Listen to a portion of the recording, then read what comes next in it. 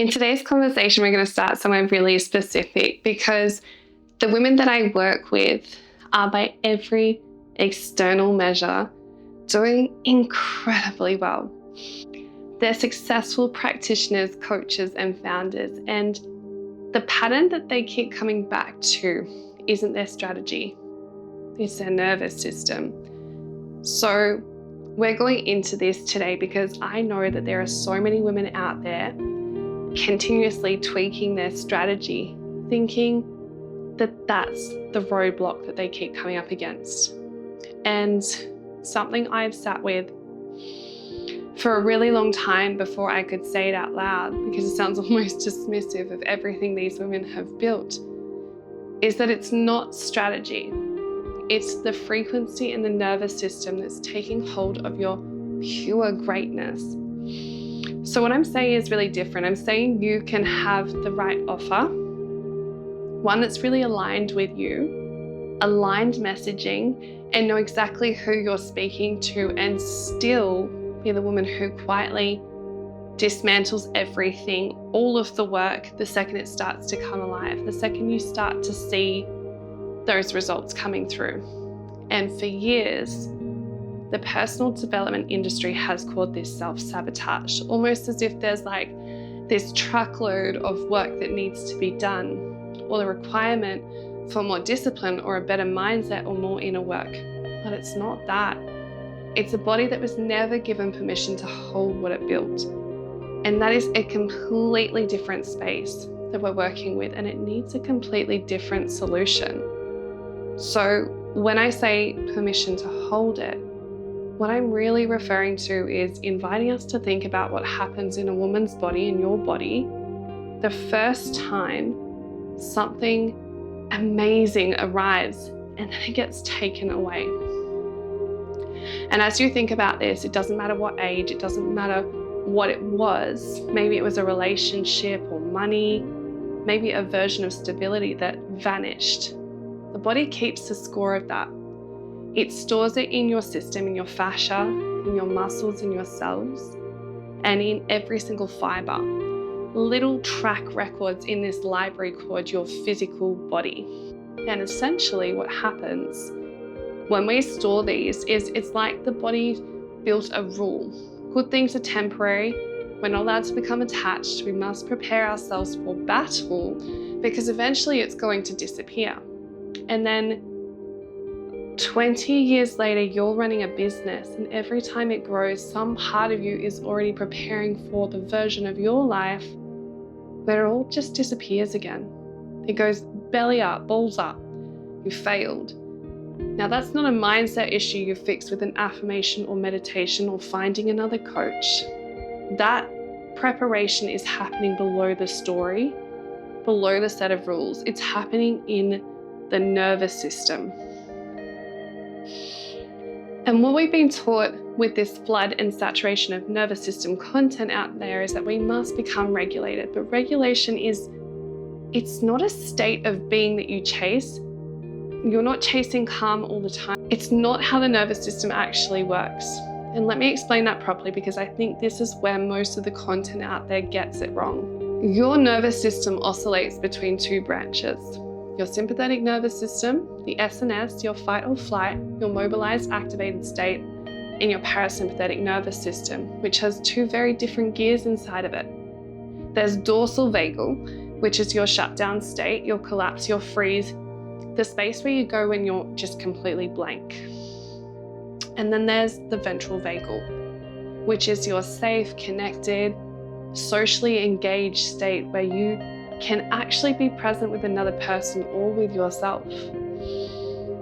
In between all of that sits something called your window of tolerance. It's the zone where you can feel a lot of stress, uncertainty, a hard conversation, a slow month in business, and still stay present. Still, you can clearly think and make a decision from your actual values instead of your survival wiring. So when something pushes you outside that window, you either go up into hyper arousal, which is where you feel anxious or wired or reactive or unable to sit still, Or you go down into hyperarousal, that dorsal shutdown where you start to numb or feel foggy, or you check out or you're unable to feel anything at all. Most women I work with have a window of tolerance that's been narrowed for years, sometimes decades, by exactly the pattern we're talking about in this space. And the work isn't to force yourself into calm, it's to widen that window so more of life can move through you without knocking you outside it. So what we want to be able to do in order to become stable and grounded is to be able to go into the things that arise within us and actually sit with them and deeply listen to what's being shared. Because until we allow ourselves to sit with it, instead of trying to override it or breathe it away and get back to our everyday life, we're never going to identify what those patterns actually are or what those wounds actually are. We will never ask ourselves, is this coming from the father wound, the mother wound, a sister wound, something else entirely that's running the show? And if we can't allow ourselves to be in that moment, we're not going to break that cycle. We're going to continue to externally look for answers. So here's the space I was in. For those of you who know me, I've mentioned before that my own bank account has gone to zero a number of times. And there's one very specific moment where it's time to go get the groceries for my son and I a couple of years ago. And I looked and there was $15.43. And that's what I had in my account.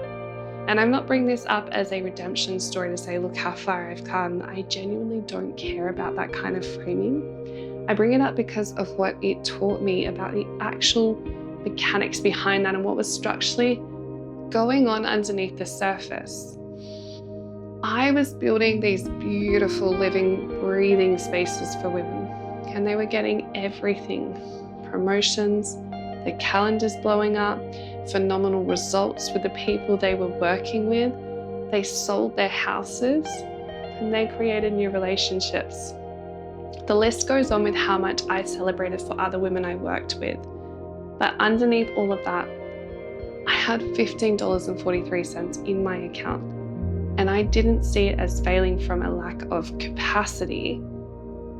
I saw it as I was failing because my nervous system still believed at a cellular level that it would all get taken away.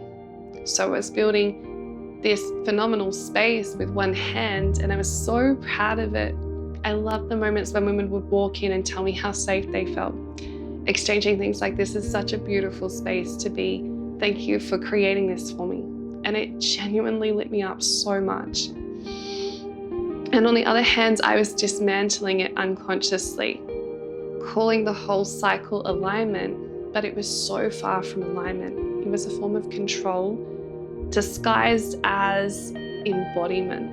And that's genuinely hard for me to admit. It really does hit a soft spot. It's uncomfortable to say. But if it wasn't uncomfortable, I wouldn't be sharing it here with you. Most of us in this industry have been taught to look spiritual and airy-fairy and to look like we're in flow while we're actually still white-knuckling everything. And I did that for years.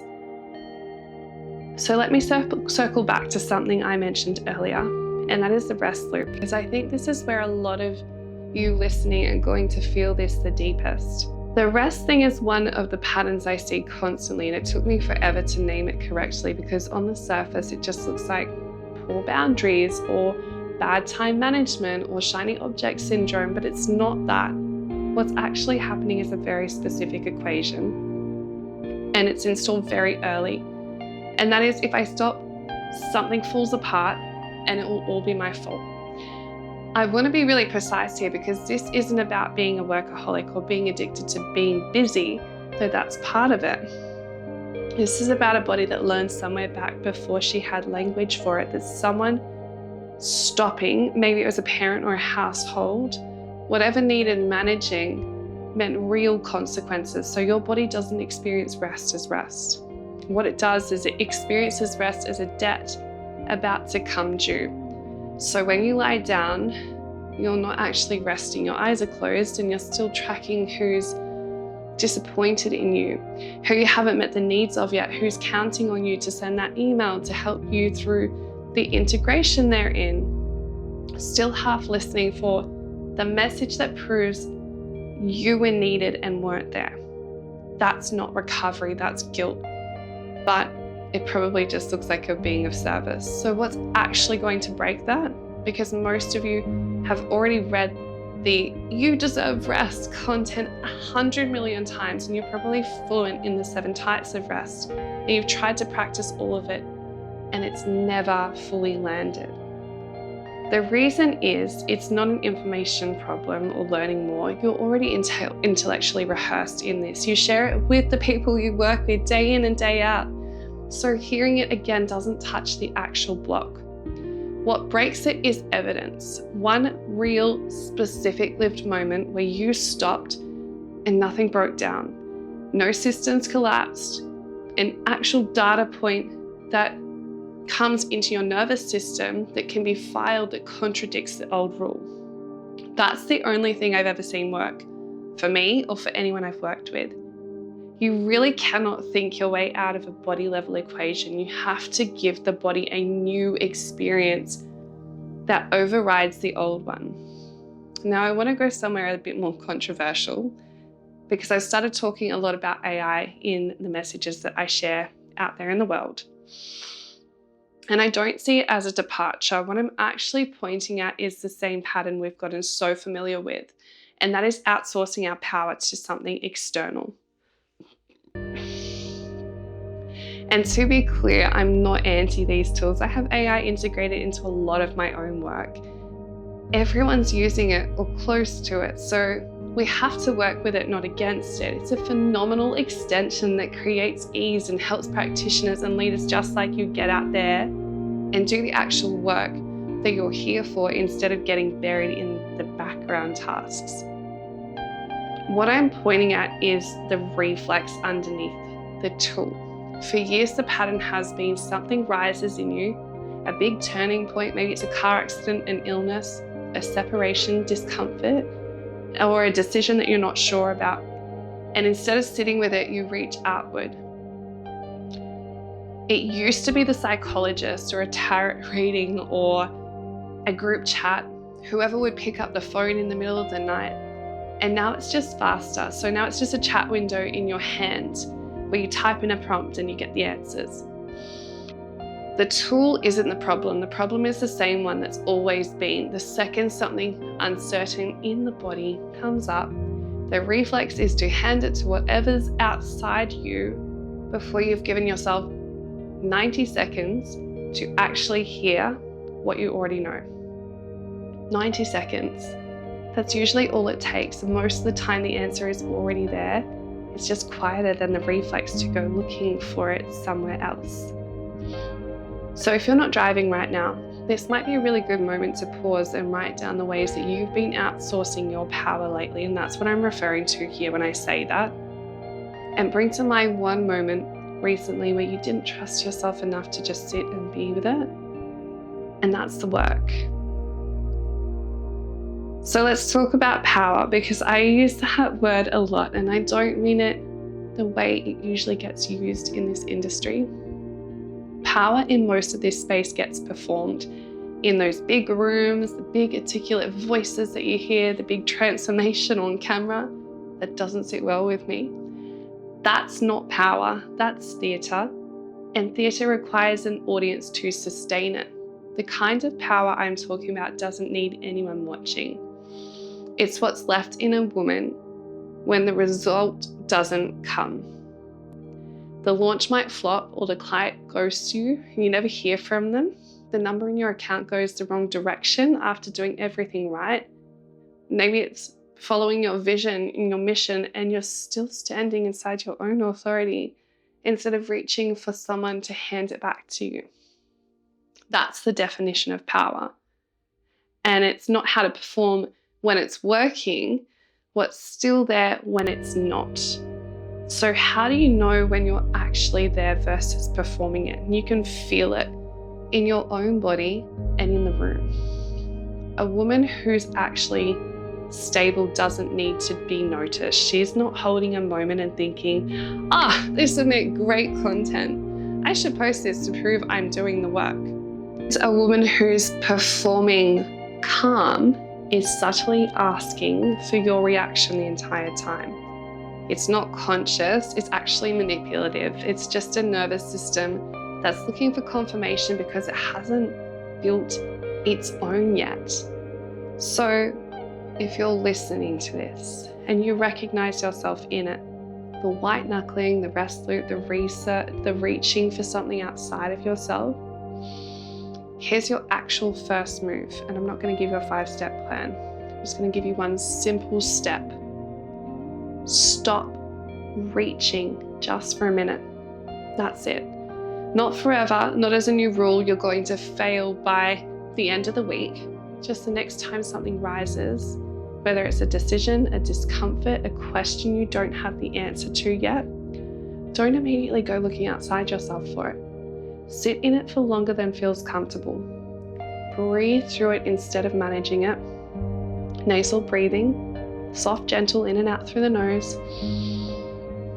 You don't have to force it. This is what connects you to the rest and digest, and what tells your body it's safe enough to actually be in it. And notice what's actually there. Once you stop covering it up with something faster, that's your starting point. Everything else, the training, the deeper work, that all comes after, but it starts with proving to your own body just once that you can stay. That's the validation piece. That's the evidence that your body has been waiting for a lifetime. If this landed somewhere in your body today, that was the whole intention behind this conversation. And if you want to keep going deeper with me, with the practical tools, the ways to actually expand your nervous system and override the old programming so you can see this show up in your life, your business, your relationships, and everywhere in between, then I invite you to stay close. This is where we're headed next.